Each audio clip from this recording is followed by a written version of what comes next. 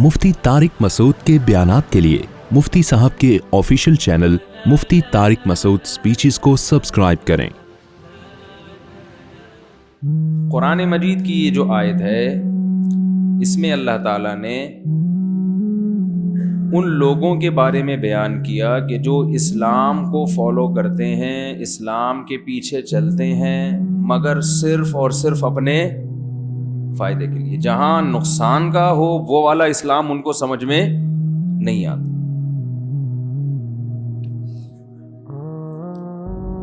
जैसे एक और, ये आयत की तो मैं तशरीह बाद में करूँगा, एक और आयत पहले मैं सुनाता हूँ ताकि उसमें ये मज़मून से ये अगला मज़मून समझ में आएगा। फिर वमीनन नासी मन यअबुदुल्लाह अला हर्फ, लोगों में बाज़ ऐसे हैं जो अल्लाह की इबादत करते हैं किनारे पे।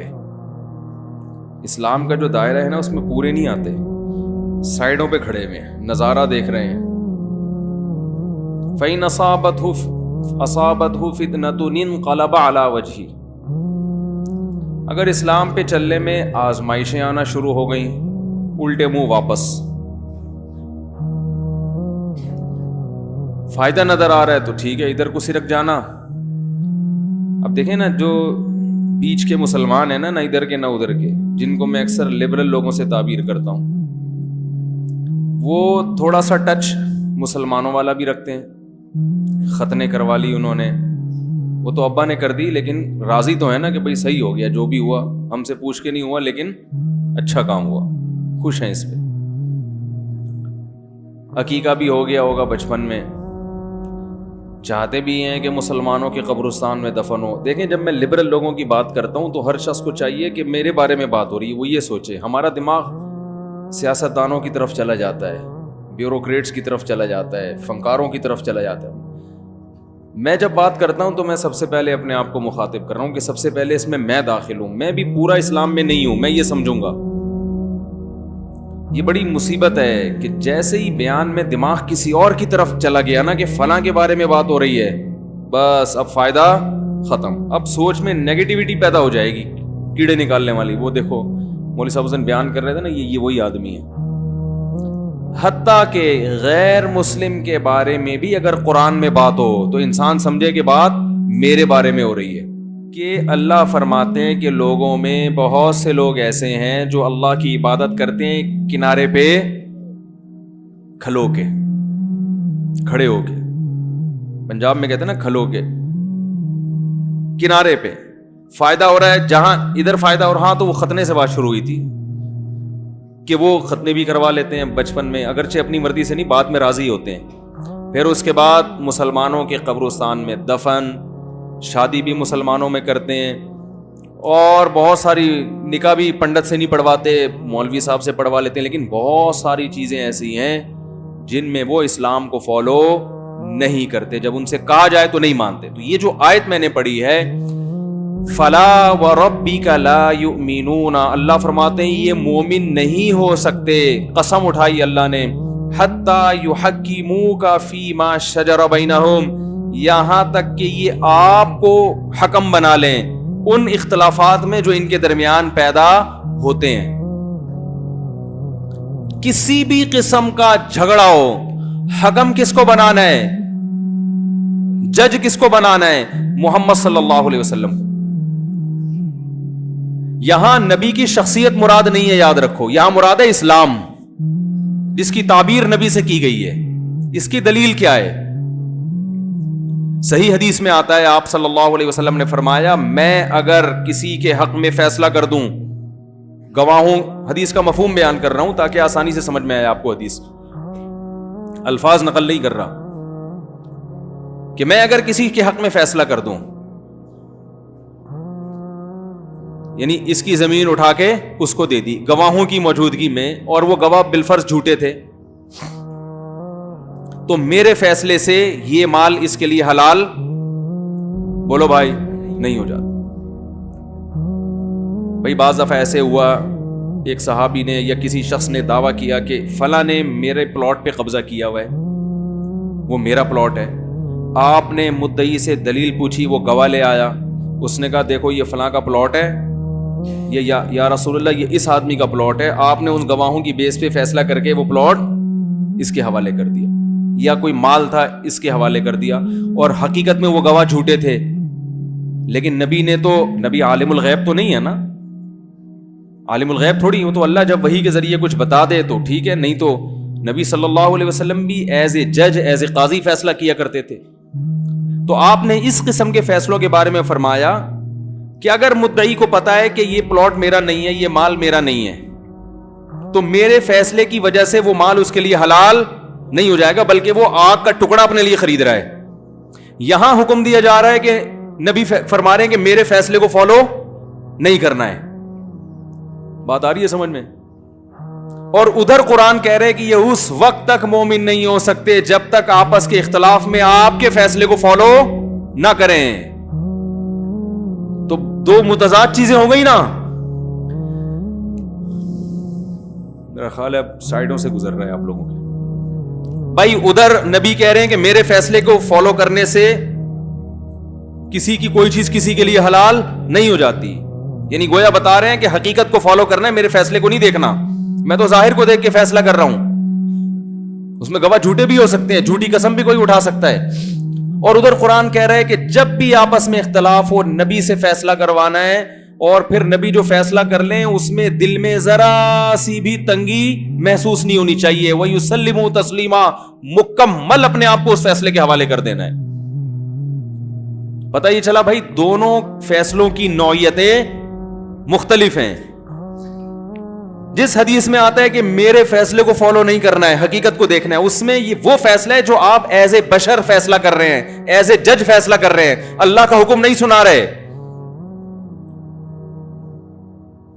آپ صلی اللہ علیہ وسلم کی دو حیثیتیں, ایک آپ بشر ہیں, انسان ہیں, اور انسان سے غلطی بھی ہو سکتی ہے, درست بات تک بھی پہنچ سکتا ہے, وہ عالم الغیب نہیں ہوتا. اور ایک حیثیت یہ کہ آپ رسول اللہ ہیں, اللہ کا پیغام اپنے بندوں تک پہنچا رہے ہیں. پیغام پہنچانے والا جو فیصلہ ہے اس میں غلطی نہیں ہو سکتی. تو یہ جو حدیث میں آتا ہے کہ میرے فیصلے سے کسی کے لیے کوئی چیز حلال نہیں ہوتی, اس سے وہ فیصلہ مراد ہے جس میں میں ایز اے جج ایک فیصلہ کروں, قاضی کے طور پہ فیصلہ کروں. اور یہ جو قرآن میں آتا ہے کہ نبی سے فیصلہ کراؤ, اس سے مراد وہ فیصلہ ہے جو نبی کا نہ ہو بلکہ کس کا ہو, اللہ کا. اس میں نبی صرف پیغام نقل کر رہے ہوں. اس کی میں ایک مثال سے بات سمجھا کے بیان ختم کرتا ہوں. دیکھیں جھگڑا ہوا دو بھائیوں کا, بہن بھائی کا آپس میں جھگڑا ہوا وراثت پہ. ابا نے 3 لاکھ روپے وراثت میں چھوڑے ہیں اور 2 بچے چھوڑے. انہوں نے بڑی تمیز سے زندگی گزاری تھی, ایک بیٹا اور ایک بیٹی. تمیز سے ہی آج کل اس کو تمیز والی زندگی کہا جاتا ہے کہ ایک بیٹا اور ایک بیٹی, گویا کہ فیملی مکمل ہو گئی. حالانکہ یہ فیملی ابھی فیملی اس کو تھوڑی کہتے ہیں, فیملی میں بندے تو ہوں, لیکن چلو ابھی تو ہم مثال سمجھائیں گے نا, کیونکہ 6 بچوں میں پھر مثال کیلکولیشن مشکل ہو جائے گی. تو کبھی کبھی ہمیں بھی 2 بچے فرض کرنے پڑتے ہیں مثال سمجھانے کے لیے. تو 3 لاکھ روپے ابا نے چھوڑے, بیوہ بھی نہیں ہے اور ابا کے والدین بھی نہیں ہیں, صرف 2 بچے, ایک بیٹا اور ایک بیٹی.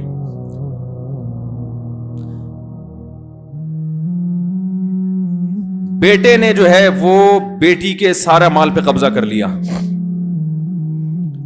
اب مفتی صاحب کے پاس آئے, جی فرض کریں میرے پاس آئے, مفتی صاحب آپ ہمارے درمیان فیصلہ کریں, بیٹا اور بیٹی نے مجھے حکم بنایا. بیٹی کا دعویٰ یہ ہے, لڑکی کا دعویٰ یہ کہ میرے بھائی نے ابا سے جو میری وراثت ملنی تھی وہ بھائی نے ہتھیا لی ہے, بھائی نے اس پہ قبضہ کر لیا ہے. بھائی کا دعویٰ یہ تھا کہ اس کا حصہ اس کو ہینڈ اوور کیا جا چکا ہے, یہ اپنا حصہ کھا چکی ہے. تو میں کیا کروں گا, مدعی کون ہے یہاں پہ, بیٹی. بیٹی کا دعویٰ ہے کہ میرے بھائی نے ناجائز قبضہ کیا ہے, میرا حصہ کھا پی کے ختم کر لیا, مجھے نہیں دیا. میں بیٹی سے, لڑکی سے پوچھوں گا تمہارے پاس گواہ ہیں کہ تمہارا بھائی غاصب ہے؟ بھائی 3 لاکھ روپے تقسیم تو ہو چکے تھے, لیکن اس کا کہنا یہ تقسیم ہونے کے بعد اس نے میری دراز سے پیسے نکال لیے اور کھا گیا یہ. تو میں گواہ کس سے طلب کروں گا, لڑکی سے. بھائی تمہارے پاس گواہ ہیں؟ کہ بھائی دیکھ تو کوئی نہیں رہا تھا, اس نے ڈراز سے نکالے اور پی گئے یہ بھائی صاحب ہمارے. میں بھائی سے پوچھوں گا بھائی اس کے پاس گواہ تو نہیں ہے, تو تم قسم اٹھاؤ کہ میں نے نہیں کھائے. وہ جھوٹی قسم اٹھا لیتا ہے کہ میں نے نہیں کھائے. تو میں کس کے حق میں فیصلہ کروں گا؟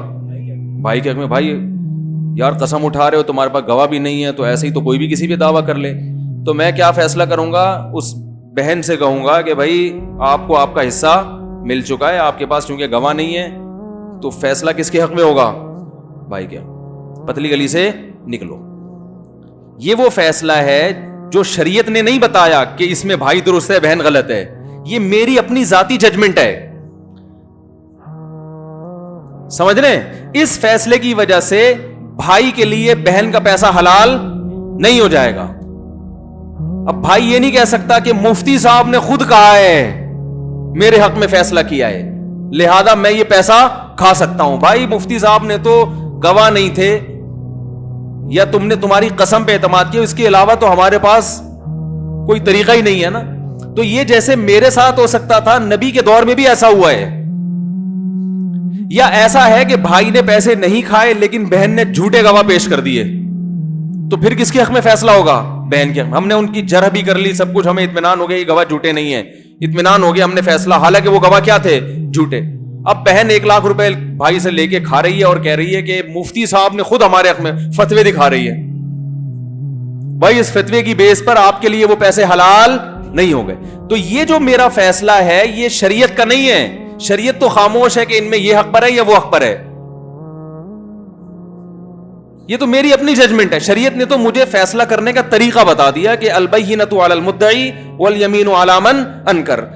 جو دعویٰ کرے اس سے دلیل مانگو, گواہ مانگو, اور جو دعوے کا انکار کرے اس سے قسم اٹھواؤ. یہ اصول شریعت نے بیان کیا, لیکن شریعت نے یہ نہیں بتایا کہ یہاں اس کیس میں کون صحیح ہے کون غلط ہے. تو یہ والا فیصلہ جب نبی کرتے تھے, اس کے بارے میں نبی نے فرمایا کہ میرے اس قسم کے فیصلوں کی وجہ سے کسی کے لیے کسی کا مال حلال نہیں ہو جاتا. دوسری قسم وہ ہے کہ وہی ابا انتقال ہو گیا, 3 لاکھ روپے چھوڑے, وہ ایک بیٹا ایک بیٹی, 3 لاکھ روپے.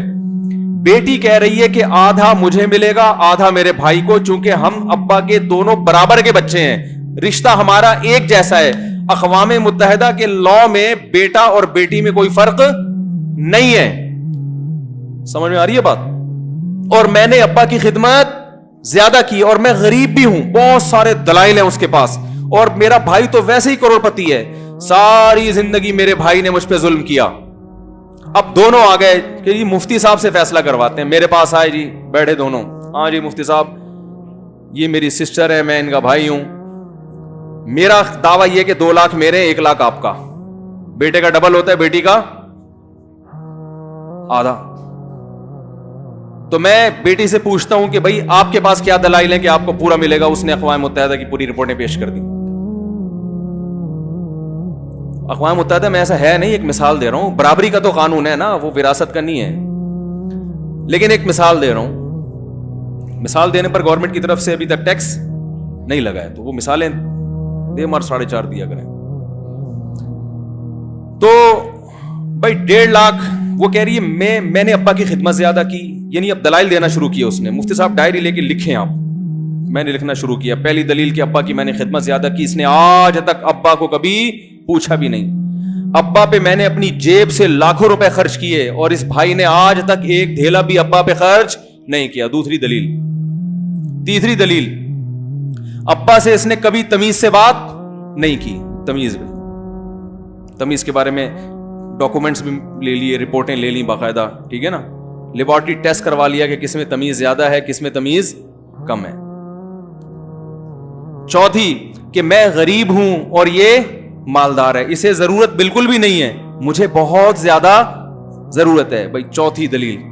پانچویں دلیل کہ ابا کی یہ وصیت تھی کہ مجھے آدھی جائیداد ملے. ابا نے ریٹرن میں لکھا ہوا ہے کہ میری بیٹی کو بھی 50% ملے گا, میرے بیٹے کو بھی. یہ دیکھیں مفتی صاحب, یہ ڈاکومنٹس ہے اس ٹائم پیپر پہ, ابا نے لکھا ہوا ہے. تو بڑی مضبوط دلیل ہے نا یہ. تو بھائی جس کا مال ہے اس نے وصیت کی ہے کہ آدھا بیٹی کو ملے گا آدھا بیٹے کو, اور اس پہ گواہ بھی ہیں, پورا محلہ گواہ ہے. اتنے سارے دلائل کے بعد مفتی طارق مسعود صاحب نے جو فیصلہ کیا وہ یہ فیصلہ کیا کہ بھائی 2 لاکھ بیٹے کو ملیں گے, 1 لاکھ بیٹی کو ملے. بھائی کیوں بھائی اتنے سارے دلائل؟ وجہ اس کی یہ کہ شریعت ان دلائل کو نہیں مانتی. ابا نے وصیت کی ہو, جس نے خدمت زیادہ کی ہو, جو نالائق ہو, جو مرضی ہو, ایسی کی تیسی. اسلام کہتا ہے جب باپ کا انتقال ہوا تو بیٹے کو دگنا, بیٹی کو آدھا, ختم. اب اگر بیٹی اس فیصلے پر اعتراض کرے گی تو اسلام سے خارج, کیونکہ وہ میرے فیصلے پر نہیں, میری ججمنٹ پر نہیں, وہ کس کے فیصلے پر؟ اسلام کے فیصلے پر اعتراض کر رہی ہے. بات آ رہی ہے سمجھ میں کہ نہیں آ رہی ہے؟ تو اللہ فرماتے ہیں کہ یہ جو قرآن میں آتا ہے کہ یہ اس وقت تک مومن نہیں ہو سکتے جب تک اپنے معاملات میں محمد صلی اللہ علیہ وسلم کو حکم نہ بنائیں. تو اس سے مراد نبی کی ذات نہیں ہے بلکہ اسلام. تو اس میں صرف محمد صلی اللہ علیہ وسلم داخل نہیں ہے, قیامت تک آنے والے علماء جو انبیاء کے وارث ہیں, جو اسلام کو ڈیفائن کرتے ہیں, وہ تمام لوگ اس آیت میں داخل ہیں. اگر آپ اپنے گھریلو جھگڑوں میں علماء سے نہیں پوچھتے کہ ہم میں صحیح کون ہے غلط کون ہے according to Shariah, according to اسلام, تو اس کا مطلب آپ بھی اسلام کو پسند نہیں کرتے. بات سمجھ میں آ گئی ہوگی انشاءاللہ. تو آپ کو اپنے تمام معاملات میں, چاہے وہ میاں بیوی کے جھگڑوں میں کیا ہے کہ حقوق کا تو پتہ چلے کہ کس کا حق کس کا ہے. یہ کون بتائے گا؟ بیگم کا مطالبہ ہے کہ میاں مجھے موبائل لے کے دینے, ہم شوہر کہہ رہے میں نہیں لے کے دے رہا, پھٹا ہو رہا ہے. تو یہ علماء سے پوچھنا پڑے گا نا کہ بیوی کا حق بھی ہے کہ نہیں ہے. اخلاقی ذمہ داری تو ہے لیکن لازمی حقوق میں بولو بھائی نہیں ہے. اسی طرح میاں صاحب بیگم سے کہہ رہے ہیں آدھا خرچہ تم اٹھاؤ آدھا میں اٹھاؤں گا گھر کا, پھٹا ہو رہا ہے اس پہ. تو یہ آپ کو علماء سے پوچھنا پڑے گا کہ اس میں درست, وہ مولانا صاحب بتائیں گے کہ اس میں بیگم سے جو کہہ رہا ہے کہ آدھا خرچہ تم اٹھاؤ, یہ اس میں ظالم کون ہے؟ شوہر ہے, چاہے وہ کتنے ہی دلائل دے دے.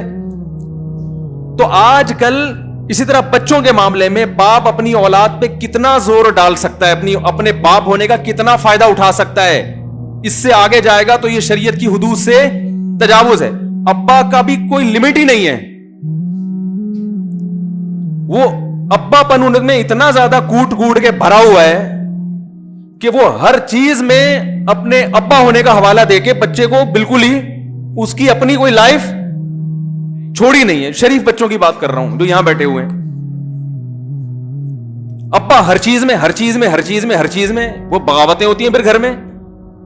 پھر جب بچوں کو ابا کو بتایا جائے بھائی بچے پہ اتنی زبردستی نہیں کر سکتے, بچہ جب آگے سے کچھ تھوڑا اعتراض کرتا ہے تو میں باپ ہوں, اسلام میں باپ کے حقوق نہیں پتا تمہیں؟ بھائی حقوق ہیں مگر یہ والے ہیں یا نہیں ہے یہ پوچھو تو صحیح کسی سے.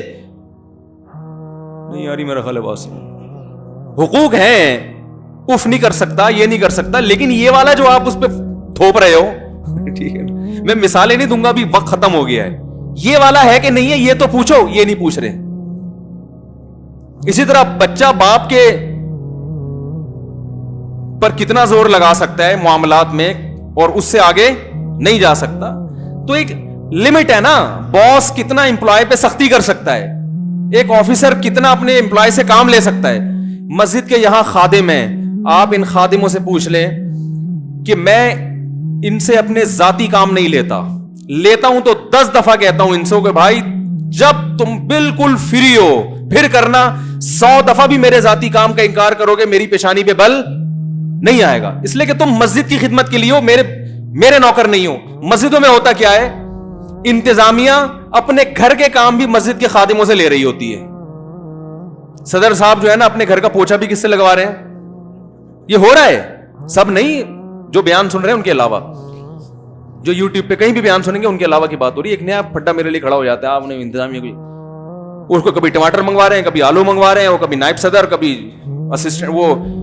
وہ بیچارہ خادم اس چکر میں کر رہا ہوتا ہے مجھے جاب سے نہ نکال دیں.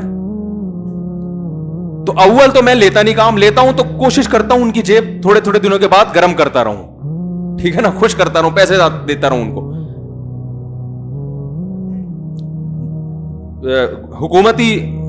حکومت میں کیسا, جو سرکاری آفیسرز ہیں انہوں نے امپلائی کو کیا بنایا ہوا ہوتا ہے, اپنے ملازموں کو گھر کا خادم بنایا ہوا ہوتا ہے. وہ لے کر آ رہا ہے, وہ کیوں لے کر آ رہا ہے, وہ تمہارا کیا لگتا ہے بھائی, وہ تو بیچارہ مجبور ہے نا, تو یہ ظلم نہیں ہے کیا؟ تو مسجد کے خادموں سے اپنے ذاتی کام, اور ہر جگہ یہ تو اتنا طویل موضوع ہے کہ وقت ختم ہو گیا ہے, ورنہ میں اس کی ایک مثال دیتا. تو بھائی آپ کو پہلے شریعت سے فیصلہ کروانا ہے کہ مجھے اللہ نے کس پر کتنا حق دیا ہے, اس سے آگے میں نہیں جا سکتا. اضافی کام کسی سے لوں گا تو مجھے الگ سے پیسے دینے پڑیں گے, اس کو تنخواہ دینی پڑے گی. پیسوں کا حساب دینے کے لیے تیار نہیں ہوتے. بڑے بھائی نے چھوٹے بھائی سے پیسے لیے, چھوٹا بھائی مانگ رہا ہے تو غصے میں آ رہا ہے. چھوٹا بھائی اگر بڑے بھائی سے حساب مانگ لے وراثت, تو بھائی کو غصہ آتا ہے کہ نہیں آتا؟ یار تم رشتہ داری توڑ رہے ہو. او بھائی رشتہ داری وہ توڑا ہے جو وراثت غصب کر کے بیٹھا ہوا ہے, جو مانگ رہا ہے وہ تھوڑی توڑ رہا ہے.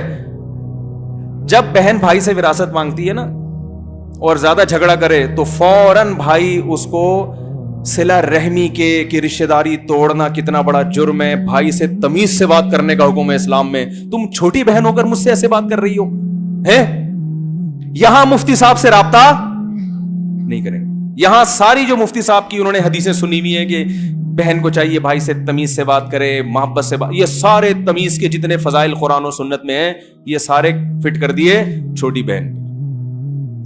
پہلے آپ مفتی سے کسی عالم سے پوچھو, وہ بتائے گا کہ تمیز سے بدتمیزی سے بات کرنا اتنا بڑا جرم نہیں ہے, اس کے پیسے نہ دینا یہ زیادہ بڑا جرم ہے. آپ کو اس کے مانگنے سے پہلے ہینڈ اوور کرنے چاہیے. یہ نوبت کیوں آ رہی, وہ بیل بجا کے تمہارا قرضدار ہر وقت گھر پہ کھڑا رہتا ہے. ایک صاحب مجھے کہنے لگے مالک مکان مجھ سے تمیز سے بات ہی نہیں کرتا, ہر 5 تاریخ کو آ جائے گا, گھنٹی پہ ہاتھ رکھ کے کھڑا ہو جائے گا کرایہ لینے کے لیے. ایک دن لیٹ ہو جاؤ وہ کر دے. میں نے کہا بھائی غلطی آپ کی, آپ ایک دن لیٹ کیوں کر رہے ہو؟ اب آپ کا ایگریمنٹ ہوا ہے کہ 5 تاریخ تک میں نے رینٹ دینا ہے تو دے دو, پہلی تاریخ کو دے دو. تنخواہ تو آپ کو پہلی کو ملتی ہے, وہ تو 5 تک مہلت دی ہے نا اس نے. تو ہر آدمی اسلام کو کیش کرا رہا ہے اپنے لیے, صحیح ہے نا. ویل للمطففین, ناپ تول میں کمی کرنے والوں کے لیے تباہی. اللہ فرماتے ہیں جب حق لینے کی باری آتی ہے زندہ باد, جب دینے کی باری آتی ہے ڈنڈی مارتے ہیں, جب لینے کی باری آتی ہے تو ناحق مال کھانے کے جو وعیدیں ہیں اسلام میں وہ سناتے ہیں.